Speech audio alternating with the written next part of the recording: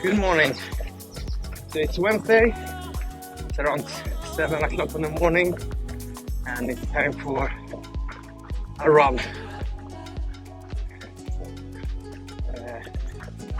I will run around like 5k, and yeah, it's a good start it's a good start for the day.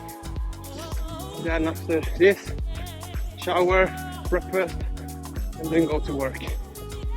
So, and the sun is shining today in Sweden, so that's nice. That's nice.